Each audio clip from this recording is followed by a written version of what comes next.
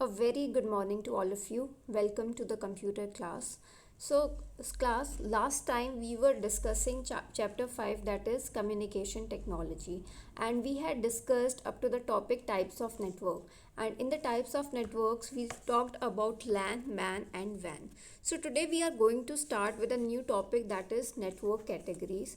So basically the network is divided into two types, that is peer-to-peer network and client-server network.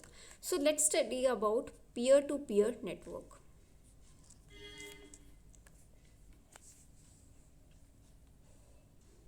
So in a peer-to-peer network, various computers on the network can act both as clients and servers.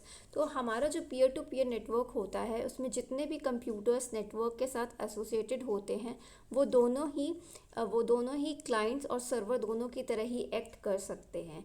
For instance, many Microsoft Windows based computers will allow file and print sharing. तो जैसे कि कुछ computers होते हैं जो Microsoft Windows पे based हैं उनकी हेल्प से फाइल और प्रिंट शेयरिंग बहुत ईजिली हो जाती है. These computers can act both as a client and a server and are also referred to as peers. तो ये जो कंप्यूटर्स होते हैं ये क्लाइंट की तरह भी एक्ट कर सकते हैं और सर्वर्स की तरह भी एक्ट कर सकते हैं. दैट्स वाई इनको हम peers बोलते हैं. Many networks are combination of peer to peer and server based networks. तो बहुत सारे ऐसे नेटवर्क्स हैं जो basically peer to peer technology पर भी काम करते हैं और सर्वर बेस्ड नेटवर्क्स का यूज़ करके काम करते हैं. The network operating system uses a network data protocol to communicate on the network to other computers.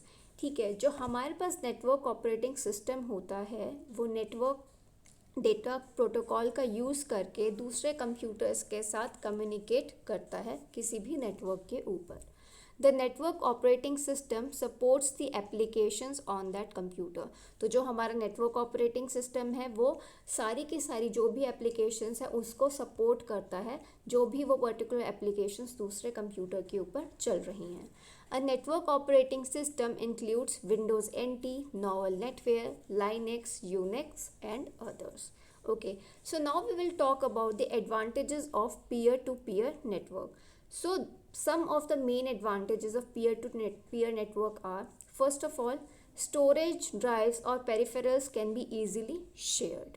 Okay, तो जितनी भी हमारे पास जो भी स्टोरेज है वो बहुत ईजीली, जो भी स्टोरेज ड्राइव्स हैं जो भी पेरिफेरल्स है वो बहुत ईजीली आप शेयर कर सकते हैं पीयर टू पीयर नेटवर्क के ऊपर. Second, it is easy to installation बहुत ईजीली हो जाती है. Third, it is cost effective. Fourth, it does not require a dedicated server. ठीक है, तो क्योंकि यहाँ पर पीयर टू पीयर नेटवर्क में जब हम बात करते हैं तो इसमें कोई एक डेडिकेटेड एक पर्टिकुलर सर्वर नहीं है. ठीक है, so it does not require a dedicated server. In a server-based network, there are computers set up to be primary providers of services such as file service or mail service. The computers providing the service are called servers, and the computers that request and use the service are called client computers. ठीक है, अभी तक हमने बात करी peer to peer network के बारे में.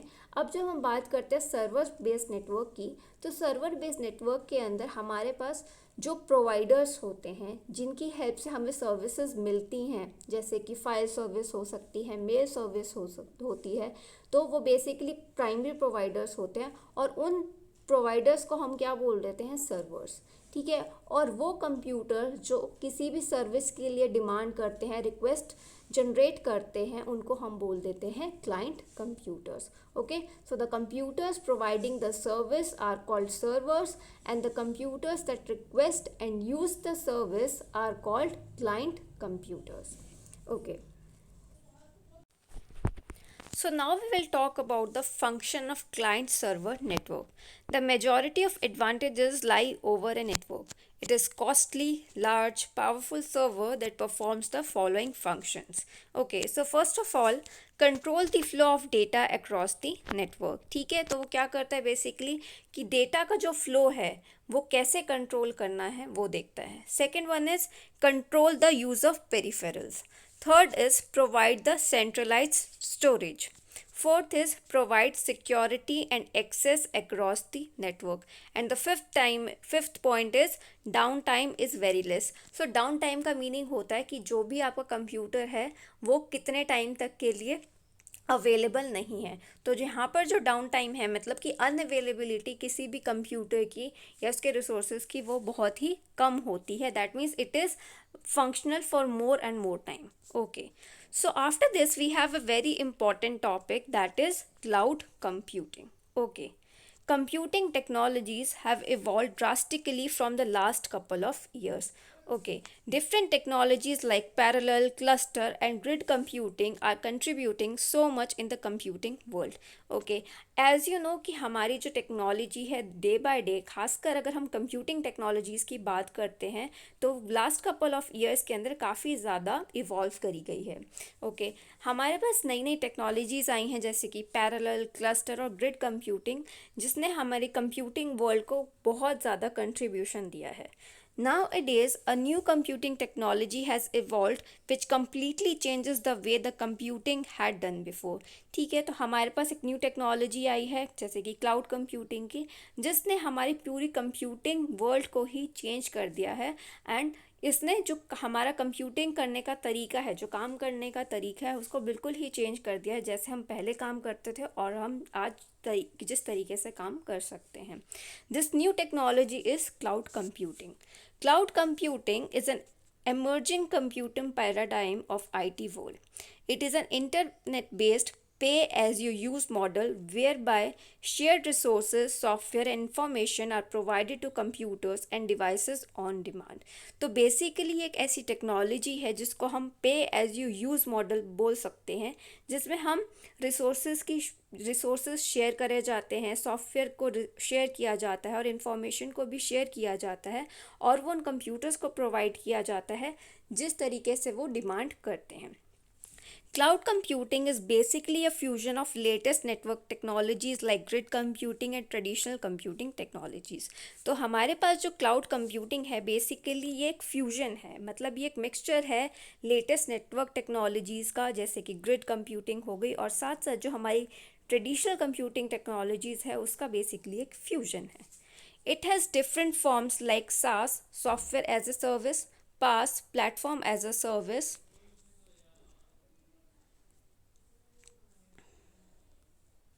Infrastructure as a service, hardware as a service.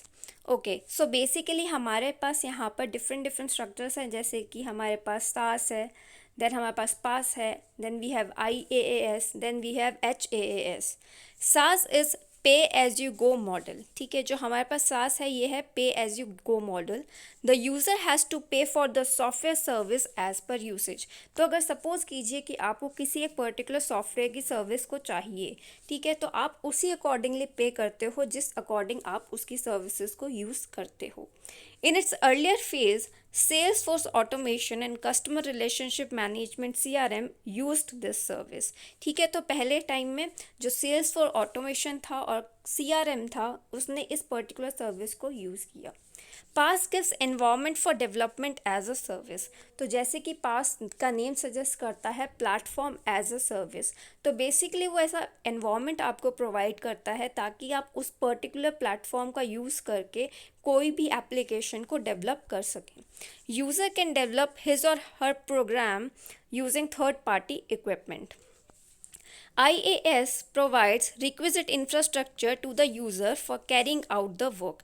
अब हम बात करते हैं इंफ्रास्ट्रक्चर एज अ सर्विस। तो basically infrastructure as a service हमें वो पर्टिकुलर इंफ्रास्ट्रक्चर प्रोवाइड करता है जिसके थ्रू हम अपने जो भी काम हैं वो इजीली कर सकें। Instead of purchasing costly network devices including servers, software, data center space, the user just has to pay for these services as per the usage. ठीक है, तो पहले क्या होता था, पहले हमें सर्वर्स को परचेज़ करना पड़ता था, सॉफ्टवेयर्स को परचेज़ करना पड़ता था, या फिर डेटा सेंटर स्पेसेस को लेना पड़ता था। लेकिन अब क्या कर सकते हैं हम सिर्फ इन सर्विसेज को यूज़ कर सकते हैं through the cloud computing, and जितना भी हम यूसेज करेंगे उस अकॉर्डिंग हमें पे करना पड़ेगा। Then we have HaaS hires hardware for processing need. This reduces the huge investment of the organization. Cloud can be deployed using different models like public, private, hybrid, and community cloud. Okay जो हमारे पास cloud computing है basically हम इसको public private और hybrid और community clouds के through deploy कर सकते हैं मींस यूज़ कर सकते हैं। In public cloud more than one user can share the resources. जब हम बात करते हैं पब्लिक क्लाउड की तो बेसिकली हम पब्लिक क्लाउड में एक ही यूज़र काफ़ी सारे रिसोर्सेज को एक से ज़्यादा यूज़र रिसोर्सेज को शेयर कर सकते हैं means more than one user can share the resources. Here some hidden dangers are involve like quality of service, privacy, regulatory compliance etcetera. लेकिन इसके साथ साथ कुछ डिसएडवांटेजेस भी हैं क्योंकि इसमें क्वालिटी ऑफ सर्विस आपकी एकदम से फ़र्क पड़ता है उसके ऊपर, प्राइवेसी के ऊपर अटैक हो सकता है। ठीक है, now in private cloud private enterprises control the cloud resources. जो प्राइवेट क्लाउड होता है उसमें प्राइवेट एंटरप्राइज या प्राइवेट ऑर्गेनाइजेशन ही क्लाउड रिसोर्सेज को कंट्रोल करती हैं। सो इसका एडवांटेज ये है कि जो भी हमारे पास डेंजर्स थे पब्लिक क्लाउड्स के वो इसमें अकर नहीं करते। Okay, hybrid cloud is the combination of public and private clouds. तो जो हमारे पास हाइब्रिड क्लाउड है वो बेसिकली दोनों हमारे पब्लिक और प्राइवेट क्लाउड्स का एक कॉम्बिनेशन है। In community cloud group of organisations develop and use the same cloud infrastructure as well as policies.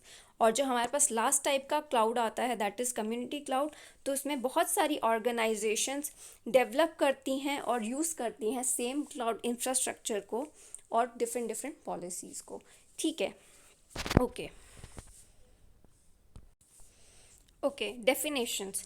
According to NIST, National Institute of Standards and Technology, cloud computing as a pay-per-use model for enabling available, convenient, and on-demand network access to a shared pool of configurable computing resources, example, networks, servers, storage, applications, and services that can be rapidly provisioned and released with minimal management effort or service provider interaction. So basically what he is trying to say कि cloud computing एक ऐसा पे पर use model है। जैसे पे पर use में हमने बात करी कि जितनी भी यूसेज आप करते हो उसके अकॉर्डिंग आपको पे करना पड़ता है। तो बेसिकली एक ऐसा मॉडल है जिसके थ्रू आप एक नेटवर्क को एक्सेस कर सकते हो। बेसिकली नेटवर्क को एक्सेस करने का मतलब है कि आप उन पर्टिकुलर रिसोर्सेज को यूज़ कर सकते हो जैसे कि नेटवर्क्स, सर्वर, स्टोरेज, एप्लीकेशन और सर्विसेज को यूज़ कर सकते हो ओवर अ नेटवर्क जो कि बहुत इजीली अवेलेबल है। ठीक है, और आपको वहाँ पर इजीली चीज़ें एक्सेस हो जाती है विदाउट एनी पर्टिकुलर एफर्ट, और आपको किसी भी पर्टिकुलर सर्विस प्रोवाइडर के इंटरेक्शन के बिना ही वो सब चीज़ें बहुत इजीली अवेलेबल हो जाती हैं। तो रिसोर्सेज क्या हो सकते हैं वहाँ पे? नेटवर्क हो सकता है, सर्वर्स हो सकते हैं, स्टोरेज हो सकती है, एप्लीकेशंस हो सकती है और सर्विसेज हो सकती है। Okay, According to Buya, a type of parallel and distributed system consisting of a collection of interconnected and virtualized computers that are dynamically provisioned and presented as one or more unified computing resources based on service level agreements established through negotiation between the service provider and customers. According to Gartner, cloud computing as a style of computing in which scalable and elastic IT-enabled capabilities are delivered as a service using internet technologies. Okay, so first of all भैया ने कुछ बात करी, उसके बाद Gartner ने कुछ बात करी। तो अकॉर्डिंग टू गार्टनर वो बता रहा है कि क्लाउड कंप्यूटिंग बेसिकली ऐसी स्टाइल ऑफ कंप्यूटिंग है जिसमें हम ऐसी स्केलेबल मीन्स फ्लेक्सिबल और इलास्टिक IT इनेबल कैपेबिलिटीज़ को यूज़ करते हैं और उनको हम ऐसी सर्विसेज डिलीवर कर सकते हैं IT टेक्नोलॉजीज़ का यूज़ करके। Okay, now here are some characteristics of this cloud computing. Cloud computing has certain characteristics which make it unique than its previous technologies. Okay, so first of all, the first characteristic is on-demand self-service. User can independently provision computing resources like server computing capabilities, time, and network storage automatically without human intervention. Okay, तो क्या जो हमारा first point है वो बता रहा है on demand self service में, मतलब अगर आपको कोई भी पर्टिकुलर सर्विस की ज़रूरत है तो आप उसको इजीली एक्सेस कर सकते हो विदाउट एनी ह्यूमन इंटरवेंशन। इसमें आप क्या कर सकते यूज़ कर सकते हो सर्वर कंप्यूटिंग कैपेबिलिटीज़ कोई का यूज़ कर सकते हैं, आप नेटवर्क स्टोरेज का यूज़ कर सकते हैं without any human intervention. Okay, broad network access through heterogeneous thick or thin client platforms like mobile phones, laptops and PDAs, network access can be gained using standard mechanisms। ठीक है, तो हमारे पास आजकल different different platforms है, जैसे कि mobile phones हो गए, लैपटॉप्स हो गए, पोर्टेबल डिवाइसेस हो गए। सो इसके थ्रू हम बहुत ईजीली कोई भी पर्टिकुलर नेटवर्क का एक्सेस कर सकते हैं। Okay, then we have resource pooling. Okay, it is the vital phenomenon of cloud computing. Resources like storage, network bandwidth, processing and virtual machines can be shared among users। तो जैसे कि हम बात करते हैं पूलिंग की, पूलिंग का मतलब कि हम किसी भी रिसोर्स को शेयर कर सकते हैं, पूल कर सकते हैं, जैसे कि स्टोरेज हो सकती है, नेटवर्क बैंडविड्थ हो सकती है, आपकी प्रोसेसिंग हो सकती है, वर्चुअल मशीन्स का भी हम यूज़ कर सकते हैं through this cloud computing. This is possible through multi tenancy model of cloud computing.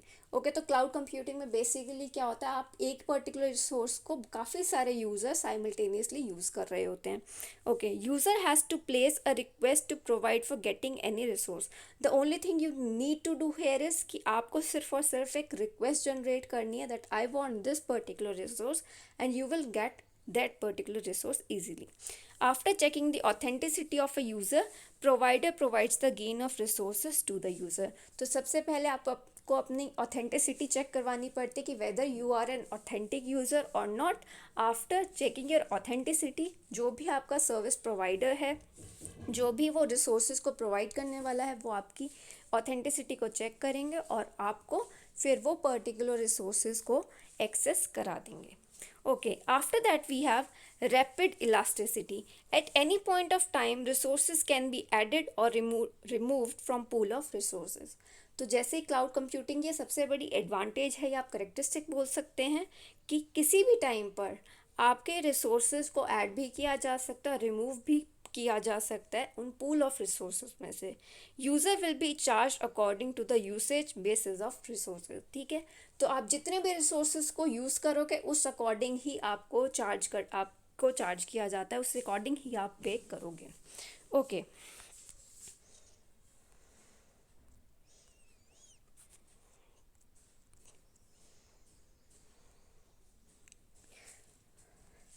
now measured service usage is measured through different methods so that user will be charged as per usage of service। ठीक है, तो service usage में क्या आता है कि आपके पास अलग अलग मेथड्स के थ्रू आपको चार्ज किया जाएगा और जो भी सर्विसेज आप यूज़ करेंगे उस अकॉर्डिंगली आपको चार्ज किया जाएगा। ठीक है, इट में भी प्रोसेसिंग, स्टोरेज और बैंडविड्थ हो सकता है कि आपने कुछ स्टोरेज स्पेस ऑक्यूपाई कर रखा हो, आपने कुछ सर्वर्स को ऑक्यूपाई कर रखा हो। ठीक है, तो जो जो रिसोर्सेज आप यूज़ करेंगे उस accordingly you have to pay. Billing of service में be through any mode, hourly, weekly और मंथली। और जो आपकी किसी भी पर्टिकुलर सर्विस की बिलिंग होगी वो आवर्स के अकॉर्डिंग भी हो सकती है। मतलब सपोज़ कीजिए कि अगर आपने एक आवर में कितने रिसोर्सेज यूज़ करे उस अकॉर्डिंग भी हो सकती है, वीकली भी हो सकती है और मंथली भी हो सकती है। Okay, so these were certain characteristics of the cloud computing. Now classifications, there are different criteria for classifications of cloud। Okay, following is based on associations between provider of service and the user। ठीक है, तो अब यहाँ पर हम बात करेंगे कि कैसे हमारी जो क्लाउड की क्लासिफिकेशन है वो किस तरीके से करी गई है। Okay, so firstly we have public cloud. It is most common type of cloud. They are possessed and operated by vendors working independently। Any user can access these clouds by just logging into them। Okay, तो first of all we have public cloud। तो नाम ही इसका suggest कर रहा है कि ऐसा cloud जो कि एक पर्टिकुलर वेंडर के थ्रू ऑपरेट किया जाता है independently and any person, any user can access this cloud and this is one of the most common type of cloud. Okay, after that we have private cloud। It is owned by some organization। It is developed and maintained in a house and only authentic internal users can access them। तो हो सकता है, suppose कीजिए कि कोई एक company है, कोई एक ऑर्गेनाइजेशन है जिसने एक पर्टिकुलर प्राइवेट क्लाउड को ओन कर रखा है, ख़रीदा हुआ है या मेंटेन करते हैं। तो वही लोग who are part of that institution or an organization, they can use this particular cloud for accessing the different type of resources. Okay, after that we have hybrid cloud. So it has features of above two clouds, that is public and private. तो जैसे कि इसका name suggest कर रहा है, hybrid cloud का meaning है कि इसमें private as well as public cloud की करेक्टरिस्टिक्स होंगी.